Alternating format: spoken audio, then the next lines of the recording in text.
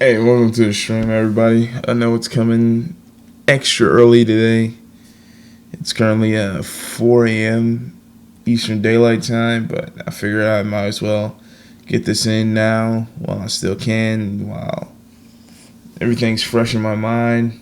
Uh, couldn't really fall asleep tonight, and Rob wasn't going to be on the show anyway. He has to be at work in a couple hours, so figured why not? Let's go ahead, bang out a podcast, so that way I can go to sleep and not have to worry about waking up in a few hours to record. Not that I don't enjoy recording, I just enjoy waking up a lot less. But that's in comparison to everything. So I'm gonna go ahead, and as long as everything goes right when I hit this record button, we're in there. God forbid I actually test the recording before I hit start streaming, but whatever. Test. Okay, our audio levels are fine. Everything's good. So, here we go. You're listening to Direct Sports Daily, your source for a fresh new take on all the latest headlines from the world of sports. And now, here's your host, George Bennett. Welcome to the show, everybody. Today is April 13th, 2017. And today, there ain't much going on. The NBA regular season ended to not much fanfare. Probably the most exciting thing was the NHL playoffs started. But given the fact that, I don't know, the NHL playoffs always seem either pretty run-of-the-mill or pretty random. There's no in between. It's like you either see that 8 seed knocking off a 1, which it's come to my attention they don't do seedings like that anymore, which is kind of confusing. The way the NHL does seedings is kind of head-scratching when you look at it from a fan perspective. But outside of that, it's because we've seen like 8 seeds knock off 1s before in the past. It doesn't come as a shock to anybody. And I know for me personally, this is a tough time. This is the first time in my entire life that the Red Wings, my favorite NHL team, isn't in the playoffs. It's very weird. I'm looking across at the standings right now. Right now, 1-0 leads belong to the Boston Bruins, New York Rangers, Pittsburgh Penguins, St. Louis Blues, and San Jose Sharks. So the only real surprises there are the fact that Montreal dropped 1 to the Rangers. Montreal and the Canadiens throughout most of the year were considered one of the better teams in the Eastern Conference. Along with that, the Wild were probably one of the best teams in the Western Conference. So, odd to see those two teams drop their first game. Both of them drop it at home. So, road teams picking up the victories there. Boston also picks up a win on the road. And so does San Jose. But I think a lot of people pick those as being much closer series than the other two. Pittsburgh is the only team that actually takes care of business at home. Marc-Andre Fleury back, and basically the same Marc-Andre Fleury we knew from like 2009 when the Pens won the the Stanley Cup back in those days. So NHL playoffs, probably not much. It's a lot like the NBA playoffs. It's like either upsets happen or upsets don't. Although in hockey, it's a lot more likely that the upsets will happen. But hey, Well, we'll probably look into it more coming up in a few weeks. Uh, I know a lot of my hockey guys that I want to bring into the show. They're currently unavailable to talk right now. They have things going on in their lives, but give it a couple weeks as these matchups sort of play out. Probably a second round, we'll get more in-depth coverage from some people who know their hockey pretty well. Somebody who can't talk it based on a simple casual fans level like I do. So look forward to that. Check out Direct Sports Daily in 2 weeks, and we'll have that. But just looking at things so far, going into it, I'm putting my money on a Blackhawks Capitals Stanley Cup Finals. But the Blackhawks simply because they still have the same talent that's been getting it done year in, year out, and the Capitals because that offense with all those weapons led by Alexander Ovechkin, I don't see too many teams stopping that. So we'll see. Blackhawks have to make it through the Predators, and the Capitals have to make it through the Maple Leafs. So gonna be interesting to see what happens in the NHL. Again, I'm still reeling about the whole Red Wings not making it. Their 25-year streak of making the playoffs has been broken. So, hey, as painful as that may be, we got to move on. And move on we shall. The NBA regular season has concluded. And surprise, surprise, the Cleveland Cavaliers did not finish with the number one spot in the East. We've been talking about this all week. Boston ends up clinching home court throughout the NBA playoffs in the East, at least, with a 53-29 record. The Cavs finished tied for second with 51-31, tied with the Toronto Raptors. They end up having the tiebreaker over the Raptors, having defeated them in the season series 3-1. The Raptors picked up their first win over the Cavs tonight, beating them 98-83. But not much weight can be held with that. The Cavs resting most notably LeBron James, and I'm guessing, Kyrie Irving and Kevin Love also did not play in this one. So, can you really make much of this game? 15-point win by the Raptors. Looks like they actually played Kyle Lowry a few minutes, so probably good to see him get some actual in-game action going. You obviously, looking at the box score right now, Norman Powell played 34 minutes and had 25 points.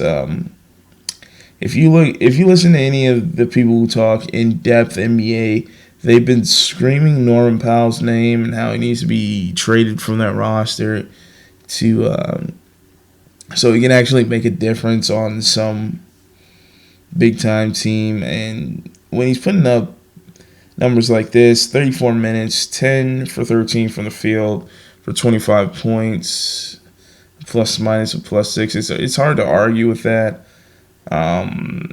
We didn't see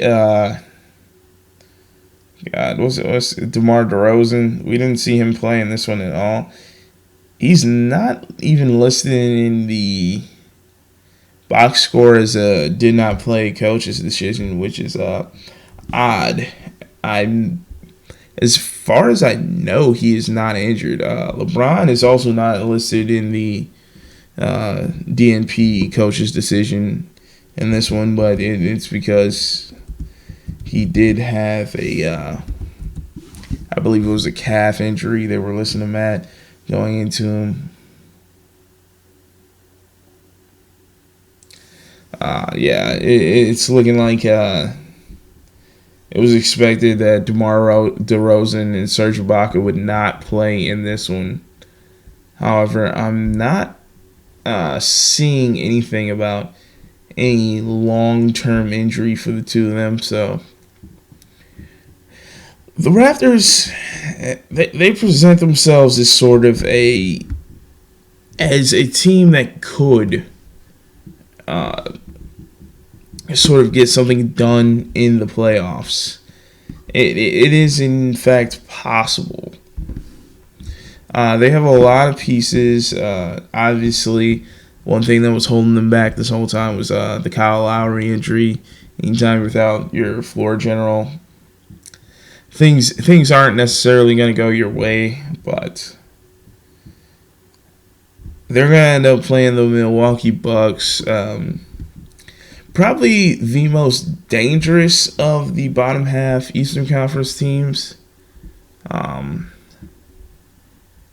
Hopefully we can get Rob on the show tomorrow, and hopefully we'll have his volume working. As I discovered in the past 2 episodes we had him on, his volume wasn't working for the live stream, but for those of you who listen to the podcast, you probably didn't notice the difference. However, we strive to get better here at Direct Sports Daily, and hopefully we'll have him on full volume for both live stream and podcast, and we'll be able to break down sort of a NBA playoff preview. Who knows? Maybe we'll segment that off into a whole nother episode in itself. But I wouldn't expect that probably until earliest like 11, maybe noon tomorrow in terms of a live stream. And for those of you who just listen to the audio podcast, it'll be up sometime in the afternoon. But just looking at things, the West has been set this entire time. Clippers and Jazz end up finishing tied. The Clippers will have home court in the playoffs in that 4-5 series. So both teams finished at 51 and 31. The Golden State Warriors, interestingly enough, finished 5 games behind last year's pace. They finished 5 games behind last year's pace. They finished 67-15.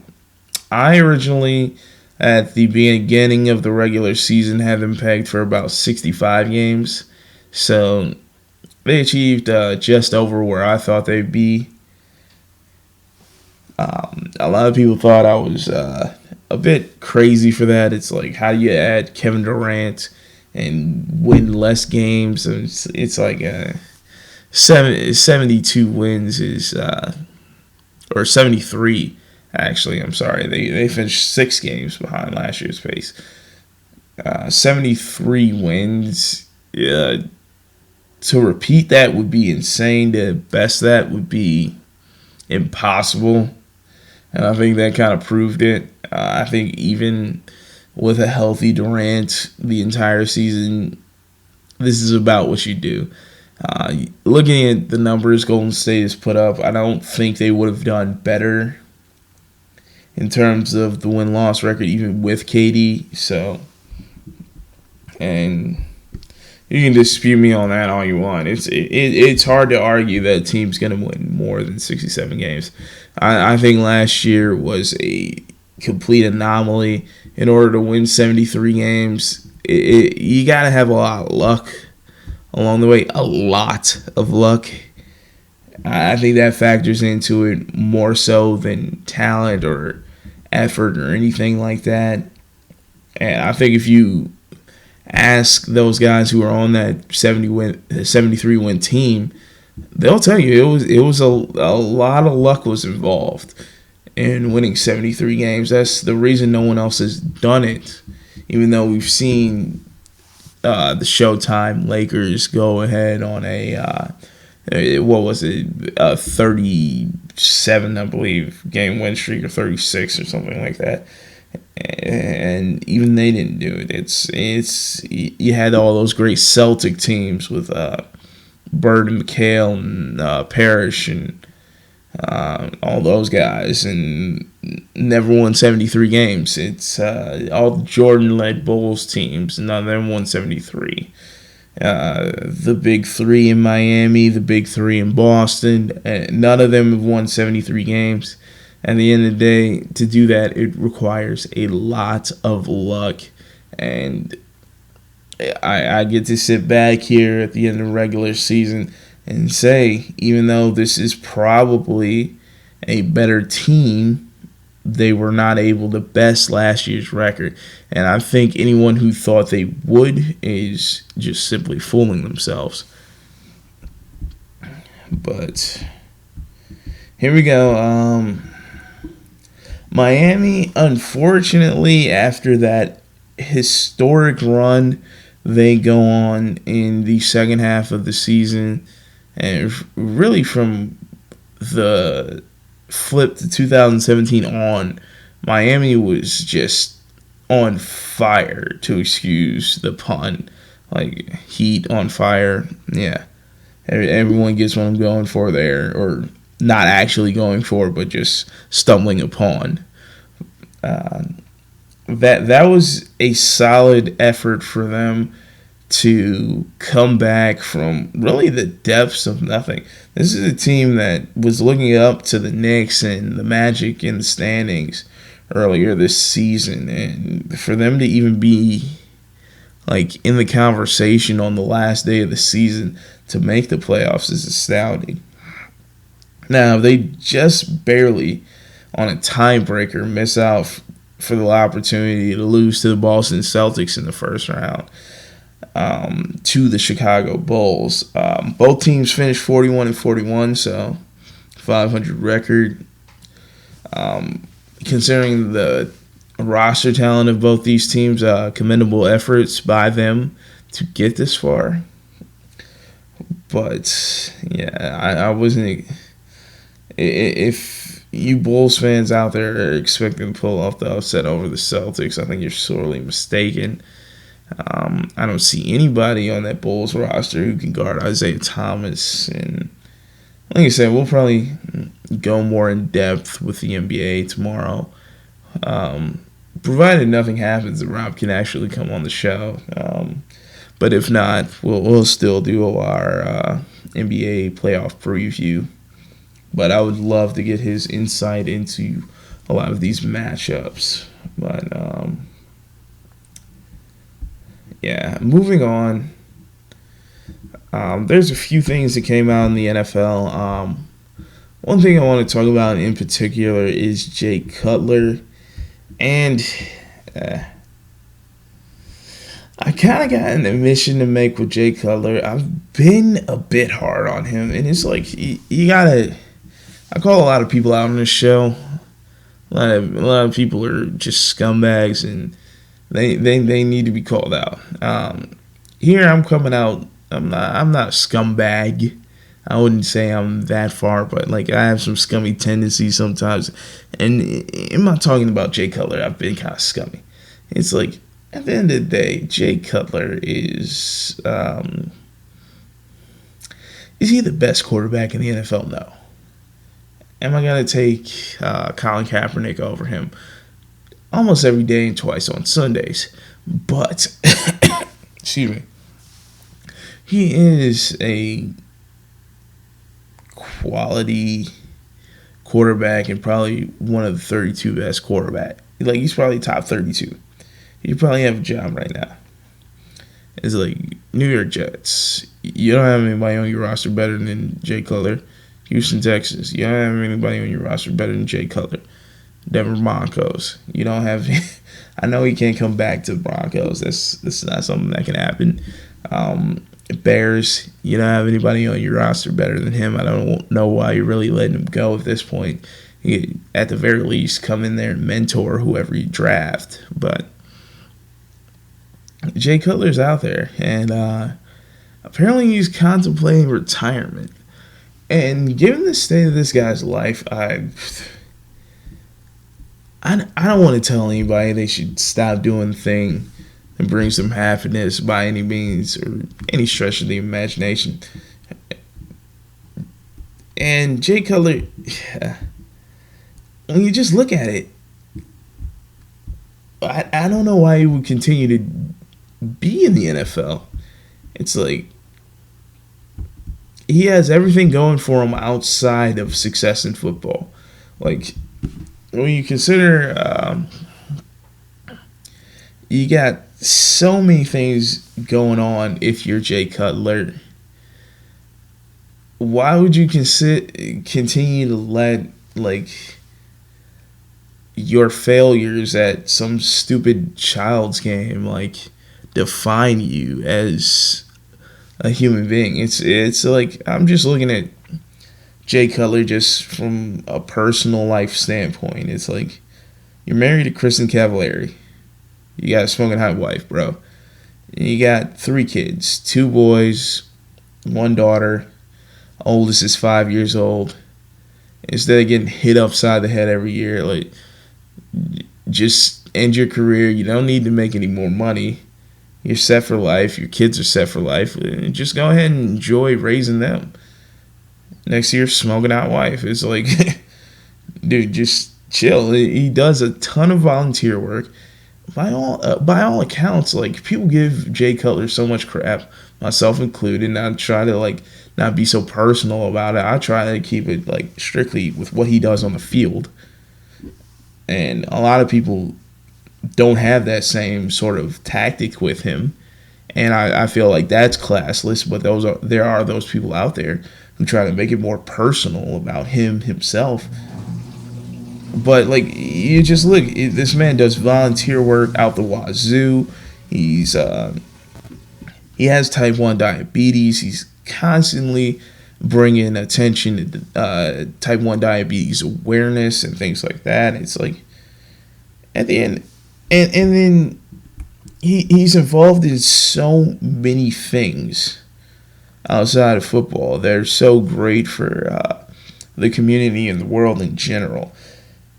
And I just feel like if he had more time away from the field, and if we sort of got to know him more as a person and not this sort of guy who's struggling on the field as a quarterback, we would come to appreciate him more as just a general human being. And I feel like a lot of people don't give Jay Cutler that sort of benefit of the doubt because we do see the poor performance on the field, and people like me have to call that out, and it's a shame to a certain extent.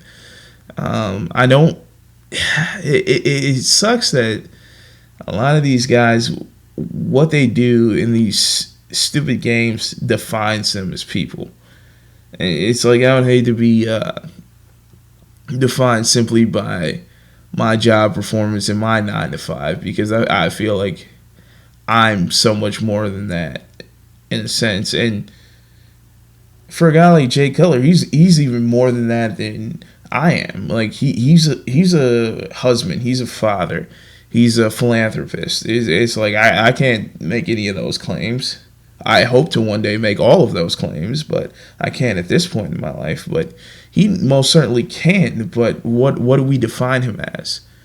We define him as simply a guy who goes out there and throws interceptions for the Chicago Bears. And it's easy to, like, pick him apart for that. And for shows like this, we gotta call him out when he's going out there and not performing at his job. But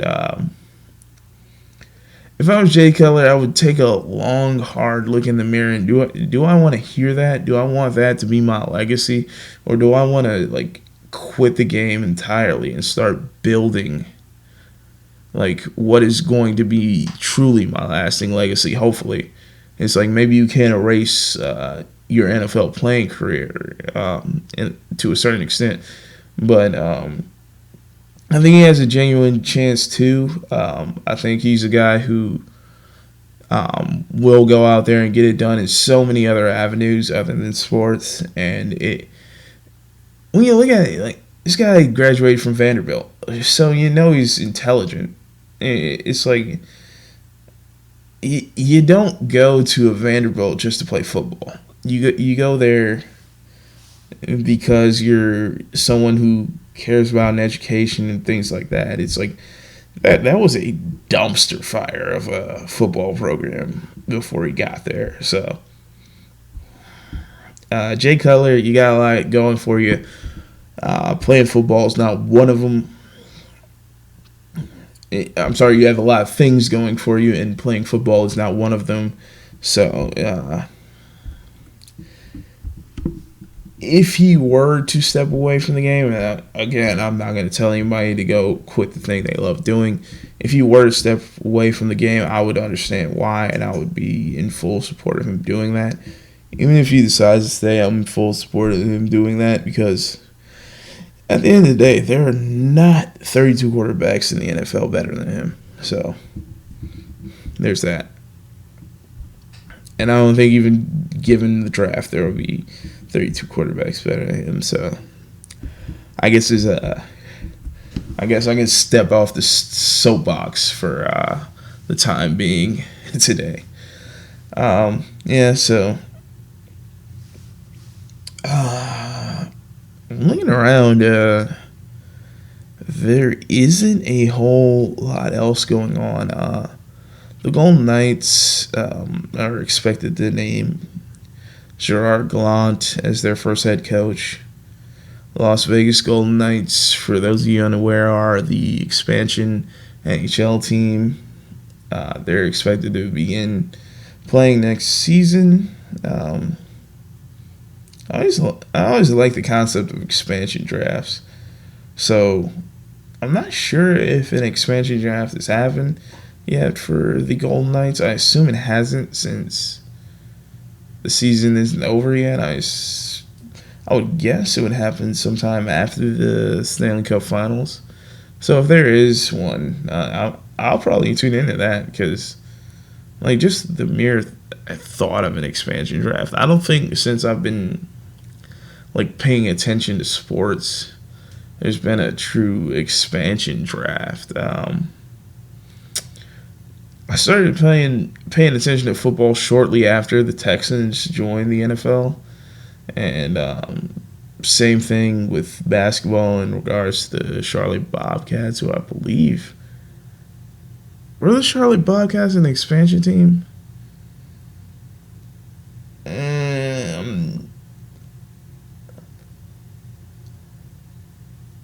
Not quite sure they were or not. Yeah, I think they were. Yes, they were, definitely. I think they ended up, was Emeka Okafor their first pick? Because it all confuses me because they started off the Bobcats and then became the Hornets, and then the Hornets became the Pelicans, and it was all so confusing. But I'm about to take a look at it now.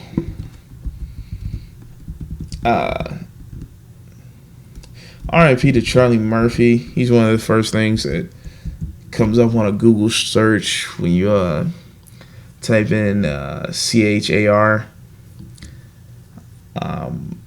Sad to see him go so early. My condolences to the entire Murphy family as far as that goes. But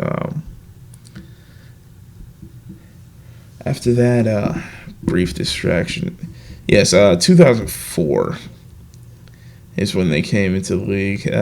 They were an expansion team. So, yeah. 2004 was I 13 years old. I don't exactly remember the beginning of that franchise or even the beginning of the Texans franchise, which I think they had their expansion draft back in 2001. I think the Texans' first season was 2002, so it's exciting. I feel like expansion drafts were all the rage back in the 90s when every league was expanding out the wazoo, but nowadays everything has sort of settled. So,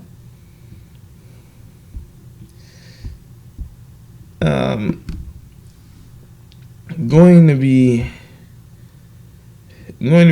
fun to see the Golden Knights form. Obviously, they're gonna suck for years. Like, Gallant taking that head coaching job, bold strategy.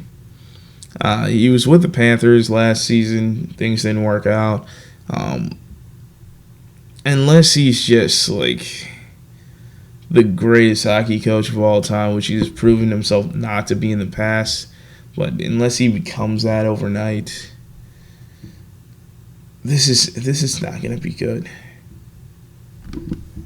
Yeah, this is not gonna be good.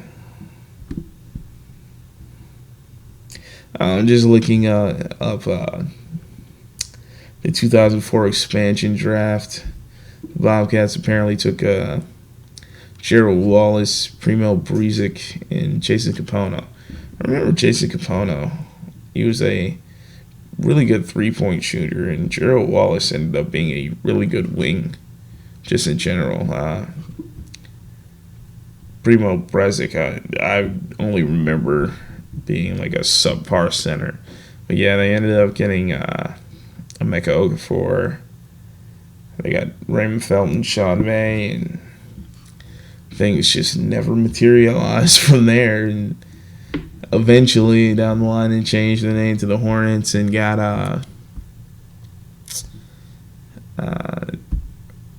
what's that guy's from UConn's name that they have right now? Gosh, I don't know what it is about recording the podcast. It just makes me completely forget people's names. But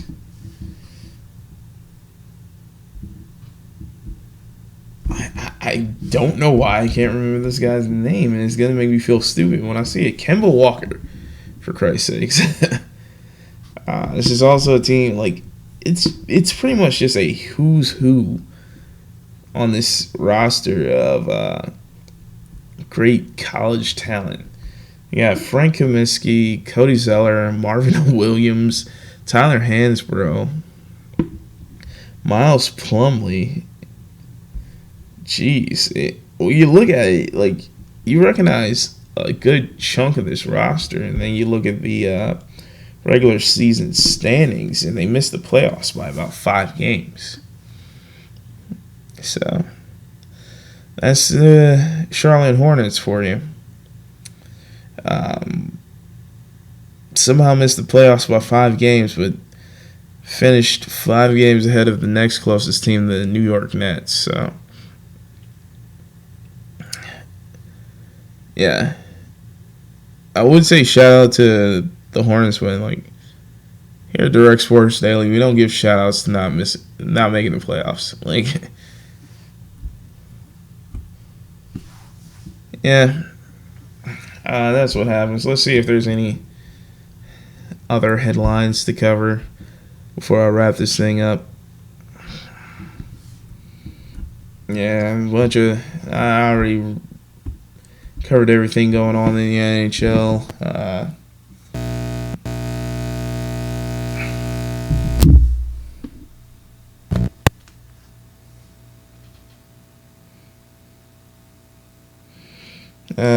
Doesn't look like anything else is going on.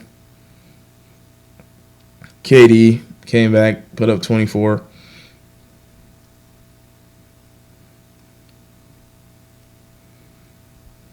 And that about does it. Nothing else going on, really. Pretty slow day. With everything being decided in the NBA and NHL just getting started. like I said, tomorrow hopefully we'll get a NBA playoff preview going. But I want to thank everybody who came to the live stream, even though we're doing it really early today, 4 a.m. Had to get it in now while I could. But and thanks to everyone who's watching the stream archive and everyone who's listening on podcast services to the audio. Thanks for listening, and I will see you guys tomorrow. With or without Rob. For more Direct Sports Daily. This has been another episode of Direct Sports Daily. Thanks for listening, and to keep up with the show, follow us on Twitter at the DSD Podcast. Subscribe to us on iTunes, Google Play, or Stitcher Radio, or visit our website, www.directsportsdaily.com.